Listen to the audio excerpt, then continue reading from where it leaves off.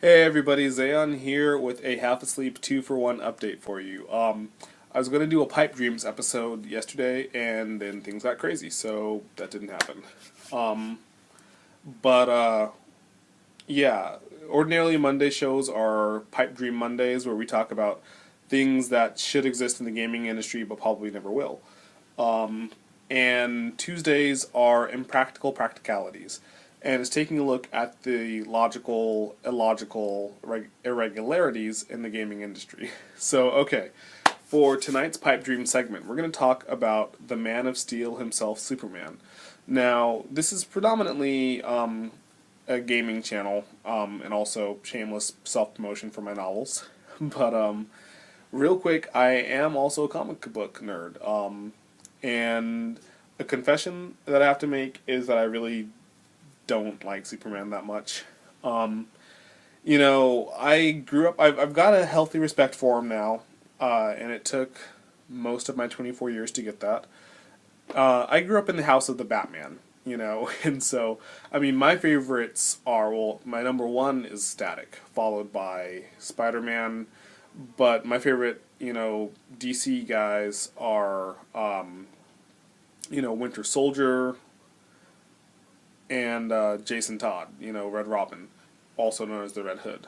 Um, Superman always kind of ticks me off though because he's this big blue Boy Scout who just for a better tomorrow, and he's just always so good and righteous and pure, and we've got to uphold the American way and everything, which I'm just like, dude, you've got the power, just punk everybody. So I couldn't really get into Superman until I read some of the later storylines, namely when he goes up against the elites. I thought that was a really well written storyline.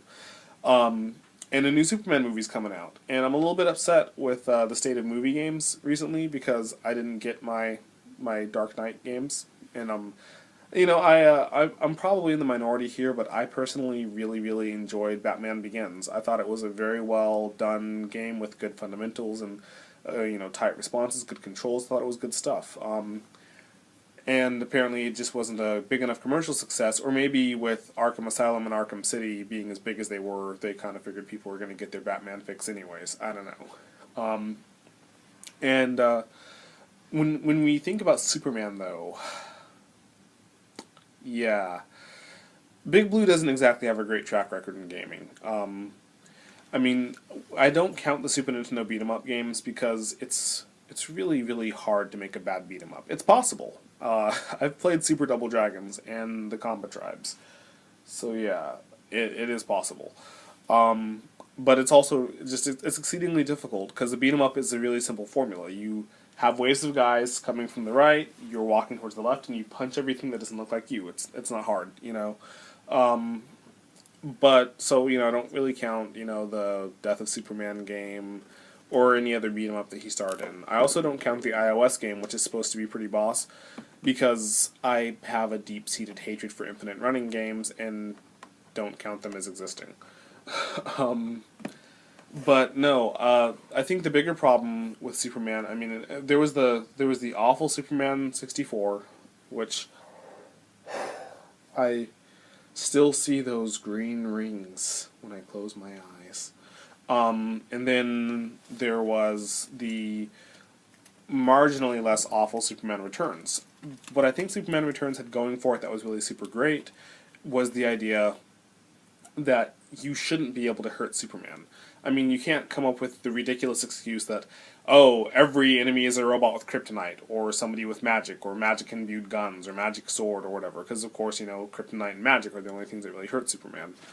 So instead, the city itself had a health bar, which was a really cool concept.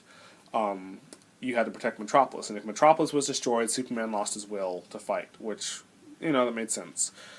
So now Christopher Nolan, who did the amazing, amazing Batman trilogy, is trying his hand at the Superman mythos. We've got a new villain, we've got some cool new things coming up, and it looks super, super awesome.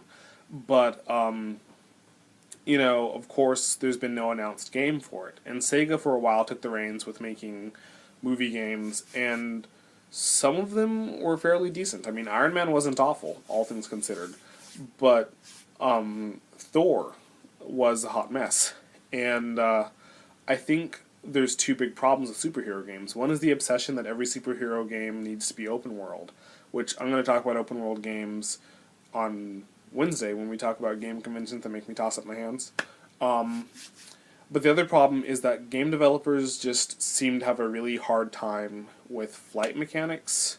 Can you see my hand? Flight mechanics and hammers, which the second one doesn't apply to Superman, but that was an issue with the Thor game that, for whatever reason, even in a dungeon crawler, hammers, they have a really bad hitbox and really poor collision detection. It's like people look at that short handle and they don't know what to do with it, you know.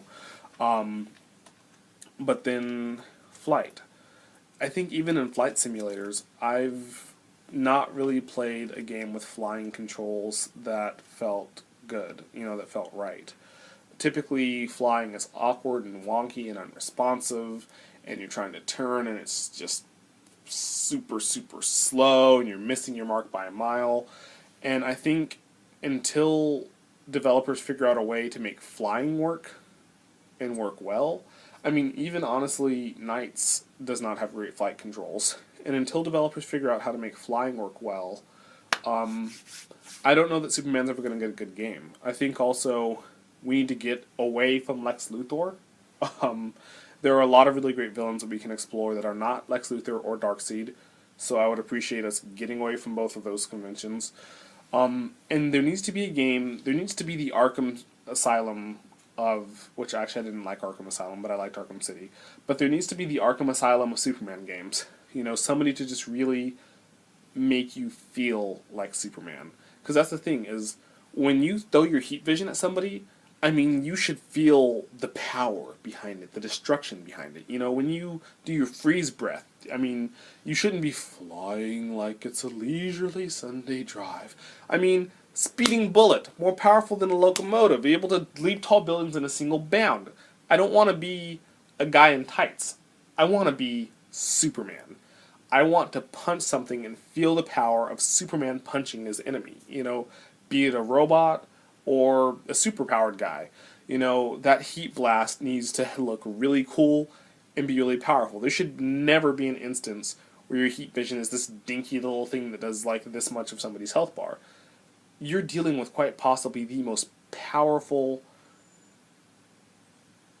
humanoid being on the planet. You know, I mean, I was trying to think of a word for it, metahuman. I mean, there's Superman, Captain Marvel, and the Martian Manhunter. You know, those are the big three. And then maybe, I can't think of his name, but he's like all silver and involves atoms and science. Leave a comment below and I'll give you a cookie. Telling me who this guy is that I can't think of. Captain Atom. No cookies for anybody. But yeah, I'm going to go ahead and wrap this up. And, you know, will we ever get a good Superman game? It's possible. But first they need to figure out the flight. They need to really give you the power that Superman should have. And we need to get away from Lex Luthor because, let's face it, he's not that interesting. He's angry. I don't know if I can say the P word. He's an angry bald guy in a robot suit who's just all angry pants because he doesn't have powers. So, will we get a good Superman game? It's possible, but it's not likely anytime soon. Okay, Xeawn out.